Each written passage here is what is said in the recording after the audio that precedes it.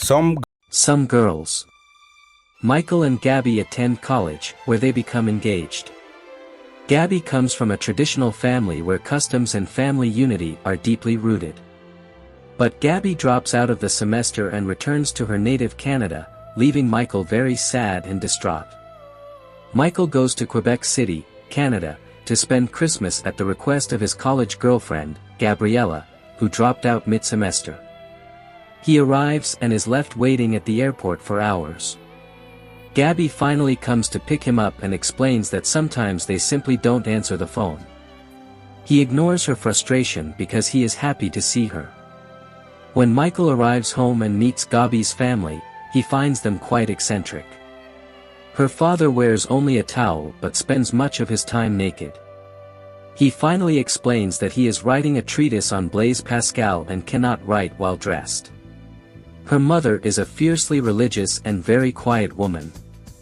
Also present is a Catholic priest named Father Walter, a close friend of the family. Michael also meets Gabby's two energetic, beautiful, and flirtatious sisters, Irenka and Simone, along with a handsome young handyman named Nick, who is romantically involved with Irenka. Although Michael enthusiastically tries to join in with the family's unusual habits, he quickly learns that fitting in will be a challenge.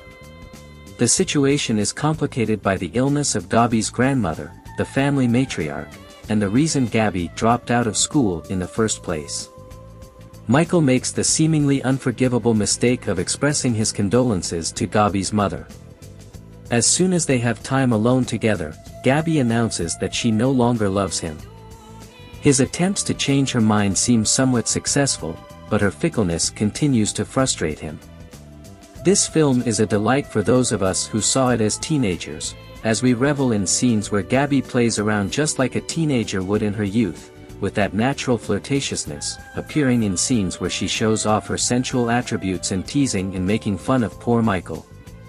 But we also see the sisters who seem to be in cahoots with their sister Gabby. Simone, for example, shows up completely naked in Michael's room, in the middle of the night when everyone is already asleep, and tells him she's there to be intimate with him, but Michael obviously rejects her, like a man in love. We all regret Michael's decision, but when we were in the same situation, our behavior was the same, wasn't it? But Irenka's was no different. Her flirting with Michael was like, "Take me, boy, the girl is here, you have the place and the time, just do it." And wow, the film is simply sublime. But Michael manages to convince Gabby, and they begin a new, albeit unstable, romance. In my opinion, Gabby was just going with the flow, but once the moment was over, it was clear she wasn't the one for him.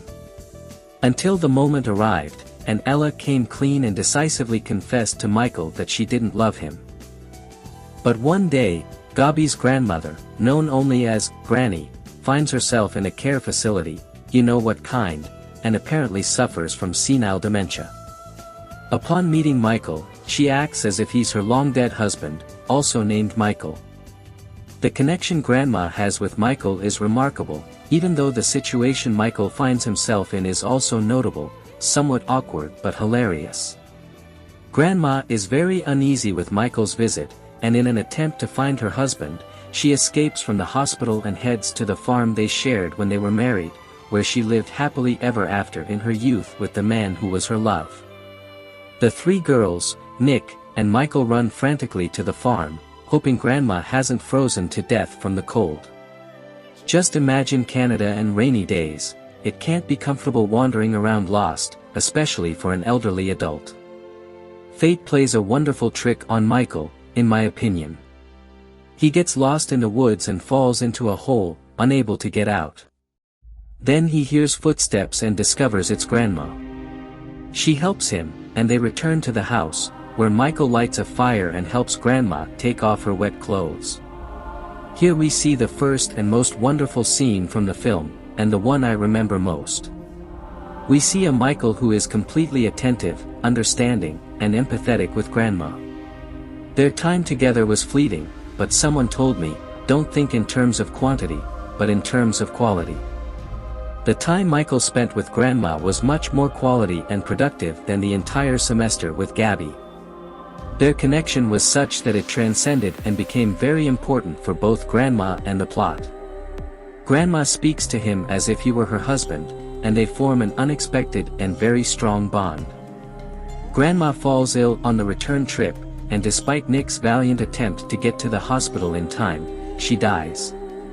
At the funeral, Michael is deeply affected by the loss of Grandma. The minutes they spent together were very important.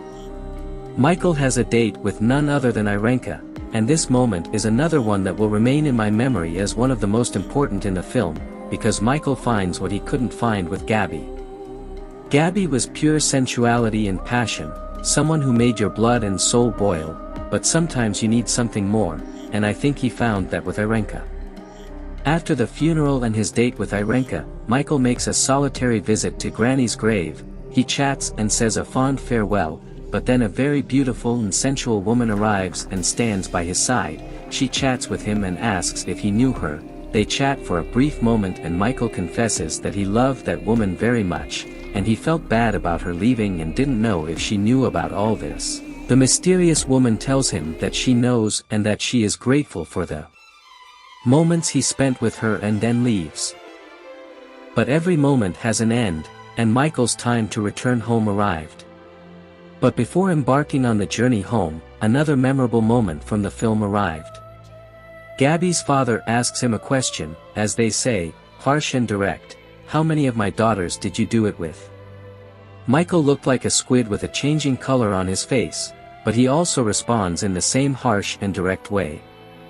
He says, "At first I tried with one, the youngest, but something always happened and it couldn't work out.